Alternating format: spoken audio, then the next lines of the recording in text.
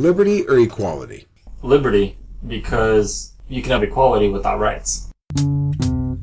Even going back to the days of the Founding Fathers, maintain some sort of anonymity by using a pseudonym. And prevent the government from punishing them. Exactly. So that coincides with the same principles today. Yes, we're talking about liberty. Yes, those are fireworks in the background. Yes, this was recorded on the 4th of July. And thus do I welcome you to the first ever titled episode of Talking with Famous People. I'm host Eric, and tonight I speak with famous person Anthony Prieto in the All-American Conversation. Talking with famous people. You are my sister-in-law's male. Yes. Okay. I met you, maybe 2 years ago? About a year and a half ago. A year and a half ago. You know, I didn't like you at first. I like rap music. I did not know that. I guess I must not have conveyed that to you. That's good. Yeah. Right? That was purely based on the fact that Candace told me that you were interested in becoming a prosecutor. No. I've never wanted to be a prosecutor. I've always wanted to be defense. I just made lots of assumptions. Anyway, I don't like prosecutors. Me either. I like rap music. Well, that's very interesting to know. Candace got that so wrong. She got it exactly wrong. Yeah, I've never wanted to be a prosecutor. I did want to do criminal defense, but now I'm leaning more towards family law. Have you done some sort of impact calculus in which you say to yourself, this is the type of law that seems most interesting to me, this is the type that's most lucrative, these are the compromise positions, and this is the one I'm going to go with? Probably not the most interesting.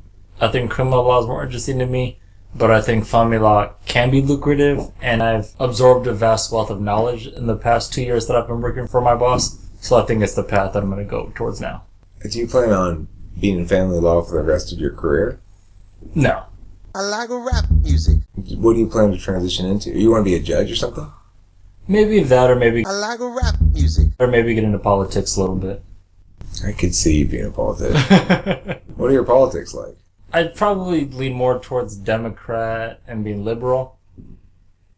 Do you have a specific position on pipeline from Canada? I feel that I would be good because it'll create more jobs and it'll make us less dependent as an economy and as a country on foreign oil. That's such a political talking. So you would prioritize in general education, first responders, and employment comes first before environment. But first responders would seem to be a small population of people. Yeah. Well, I know, but if we have less cops, that creates more crime. If we don't have more paramedics or firefighters, then it's a slower response time. Those things that you mentioned do seem to fall clearly under the stuff government should do. Yeah. I like rap music. I like to listen to it. I like to put it in my car when I drive down the street. I like to hear the MCs talk about how they better than the other MCs and more clever. I like to interpret the law. And say you were an appeals court judge. The legal issue at hand is whether or not the threat had to be such that a reasonable person would perceive it as a threat, or if the individual making the threat believed it to be a threat. Well, because true threats are not protected by the First Amendment. It's prohibited speech. So, if you were an appeals court judge, what do you think about that? Well, I look at who the intended target was, who the receiver was of the lyrics. If he's saying it to the general public, specific woman. If it's to a specific woman, then it goes to whether or not the person intended it to be a true threat or a crime, and did the person reasonably believe that their person was threatened by those words. Well, you said both. Yeah, well, it does go to both. So do you believe that the lower court, in saying to the jury that they could find him guilty, that a reasonable person would interpret that as a threat? So are you saying that the legal issue on appeal, the jury's instructions were insufficient to render that verdict? Correct. Okay. I probably would reverse it and remand it back to the trial court to instruct the jury that the speaker intended to actually threaten the person and that they should find him guilty. I would remand with those instructions. Well, that's exactly what the Supreme Court did. Talking. The court has ruled in Citizens United, corporations donate money, etc. The PACs create their own PACs. And in that ruling, the court indicated that basically they want the legislature to make more disclosure law. So what do you think about that issue of the conflict between two values? One, anonymous speech being protected free speech. Yeah. And two, the need to manage elections-based speech for rich, powerful organizations exerting too much control over those elections. Even going back to the days of the Founding Fathers, they were still trying to obtain some sort of anonymity by using a pseudonym. And prevent the government from punishing them. Exactly. So that coincides with the same principles today. Talking.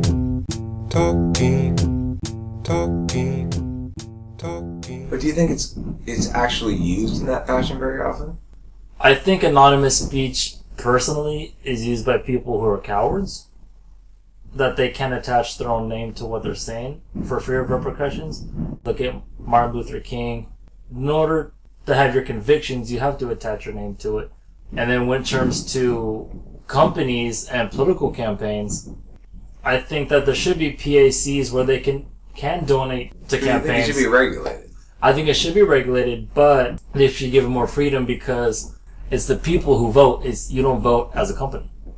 Well, I mean, there's a lot of certainly possible things to say about the actual limited effectiveness of campaign donations, right? But regardless of that, it sounds pretty clear to me that you believe in prioritizing free speech over protecting anonymity. Exactly. Rights to anonymity, for sure. Yeah. My instincts are the same. I'm not fond of anonymity as a practice. Not something I think is becoming a gentleman. What I do think is that there are a lot of people who have certain reasons that they may need. No, and I get your point. I agree. I mean, it all depends on the facts and circumstances of each case. I think all that goes back to, especially with companies, goes back to the freedom of association. Studied in law school this year when it came to the NAACP and the state demanding them to, or state, I believe it was Alabama or Mississippi, to disseminate their list of high-ranking officials. And they wouldn't comply because it would create threats to their lives. And you know what I like to hear? Rap music. This song has a chorus too. I like rap music. I like to listen. I like to put it in my car when I drive down the street. I like to hear the MCs talking about how they better than the other MCs and more clever. There's a threat to your life or endangerment by disclosing or attaching your name to a certain group, organization, then, that could be okay. I believe in that. NAACP versus Miller and NAACP versus Alabama. Which are the two made the ruling you just said. Takes away their freedom of association because you're not free to associate for fear of persecution. Long-term sustainability or short-term prosperity? Long-term. Should we call Kesha a genius? Hell no.